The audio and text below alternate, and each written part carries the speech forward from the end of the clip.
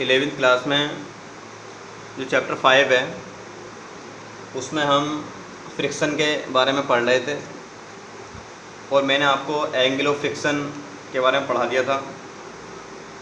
और ऐसे ही जो हमारे पास एक फॉर्मूला था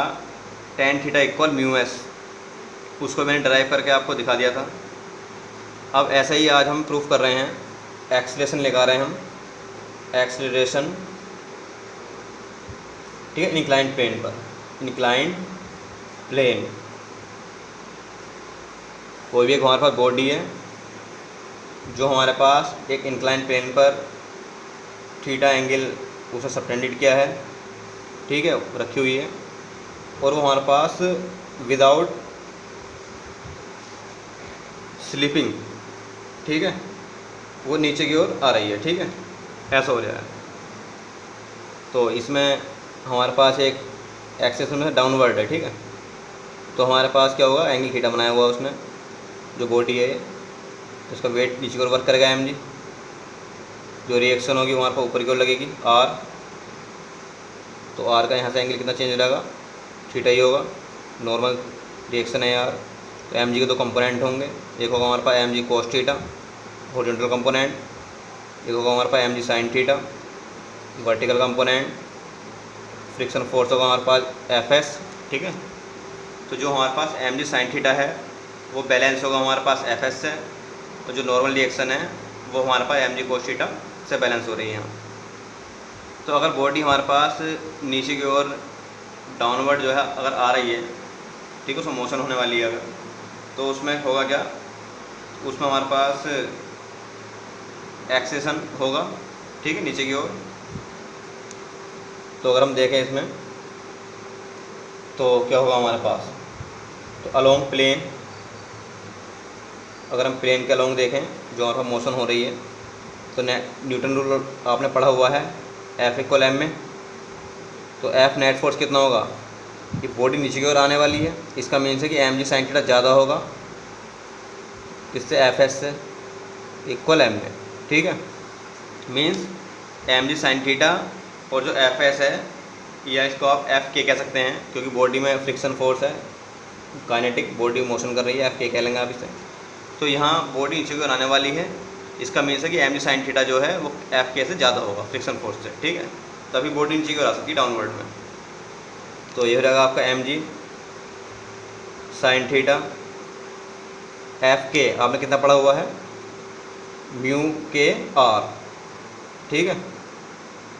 जैसा आपने पढ़ा है Fs equal mu S R, इस टाइप हो सकता है Fk इक्वल म्यू के आर, ठीक है। k का मीन्स है काइनेटिक फ्रिक्शन कोएफिशिएंट, म्यू के, ठीक, इसको आप कह सकते हैं m, इक्वेशन नंबर 1। ऐसे एरिया आप जो आपका वर्टिकली एरिया है, ठीक है, तो अगर आप देखें वर्टिकली उसमें आपके देख रहे हैं उसमें एक्सेशन तो है नहीं,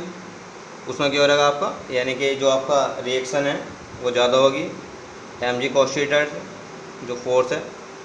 नेट फोर्स आ जाएगा, एक्सेस यहाँ तो कोई होने का नहीं है, वर्टिकली तो कितना होगा 0,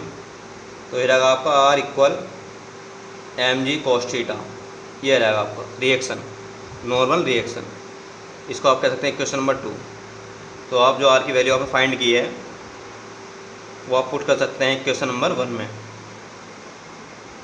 तो कितना हो जाएगा आपका ये mg sin theta minus mu के, तो म्यू के तो आप इसी टाइप से रखेंगे, और r इक्वल टू क्या होता है आपने पढ़ा है, ये आया आपका mg cos थीटा, तो mg cos थीटा इक्वल हो जाएगा आपका m में, तो आप इसमें mg कॉमन ले सकते हैं, तो ये रहेगा आपका sin थीटा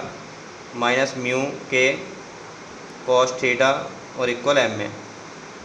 m से आप m कैंसिल कर सकते हैं इसमें, तो आपका a इक्वल आ जाएगा g sin theta minus mu के cos थीटा, ये रहेगा आपका एक्सीलरेशन, ठीक है। तो इसका मीन्स है कि अगर आपके पास किसी इंक्लाइंड प्लेन पर कोई बॉडी डाउनवर्ड अगर मोशन कर रही है नीचे की ओर, ठीक है, तो उसमें क्या होगा, उसमें हमारे पास जो एक्सेशन होगा बॉडी में वो कितना होगा, a इक्वल g ब्रैकेट में sin थीटा माइनस म्यू के cos थीटा। तो यहाँ जो म्यू के है वो हमारे पास काइनेटिक फ्रिक्शन कोफिशिएंट है। तो जो थीटा होगा वो आपका एंगल है कि हॉरिजॉन्टल से कितना एंगल है, ठीक है। तो इसमें आप लिख सकते हैं लैंग्वेज में इसका थ्योरी थोड़ा कि कोई आपके पास एक एम मास कोई बॉडी है और वो हमारे पास हॉरिजॉन्टल से थीटा एंगल पर कोई झुका हुआ हमारे पास एक इंक्लाइंड प्लेन है, ठीक है, वहाँ पर मोशन में है, नीचे की ओर आ रही है। तो उस कंडीशन में जो आपके पास ये बॉडी है इसके ऊपर आपके पास जो फोर्स वर्क करेंगे, ठीक है, तो उनका परपेंडिकुलरली जो होगा वो तो आपका 0 होगा, कोई एक्सेशन नहीं आने का है और m g cos theta balance हो जाएगा। लेकिन बॉडी नीचे की ओर आ रही है अलोंग एक्सिस, तो वहाँ एक रिजल्टेंट फोर्स होगा जो कि एम जी साइन थीटा और एफ के सब्ट्रैक्शन से मिलेगा आपको, ठीक है, वही आपका एम ए के इक्वल होगा, उसी से ही बॉडी को एक्सेलरेशन मिलेगा। तो आप इस टाइप से जो है फाइंड कर सकते हैं कि आपके पास ए जो है आपका कितना आया हुआ है, ठीक है, ये आपको याद रखना है। इसी टाइप से हमारे पास जो फ्रिक्शन है, इसी टाइप से आपके पास अदर फ्रिक्शन भी होते हैं, जैसा आपका स्लाइडिंग फ्रिक्शन है। तो स्लाइडिंग फ्रिक्शन की क्या डेफिनेशन होगी कि अगर आपके पास कोई भी एक बॉडी, ठीक है, किसी प्लेन पर जो हमारे पास स्लीप कर रही है, ये कह सकते हैं हमारे पास स्लाइड कर रही है, ठीक, तो उस कंडीशन में ऑब्जेक्ट जो आपकी है, ये जो बॉडी है, उस पर जो प्लेन ने एक पीछे की ओर फोर्स अप्लाई किया हुआ है उसको आप बोलते हैं स्लाइडिंग फ्रिक्शन, ठीक है। यानी जो आपका प्लेन है वो एक फोर्स लगा रहा है पीछे की ओर, ठीक है, बैकवर्ड डायरेक्शन में, तो उसको आप बोलते हैं स्लाइडिंग फ्रिक्शन, ठीक। फॉर एग्जांपल कि अगर किसी प्लेन पर कोई भी एक आपका एक बॉक्स रखा हुआ है, ठीक है, कोई बक्सा रखा हुआ है, संदूक कह सकते हैं आप, ठीक, तो उसे अगर आप आगे की ओर स्लाइड कर रहे हैं, ठीक, तो उस पर क्या होगा, प्लेन जो है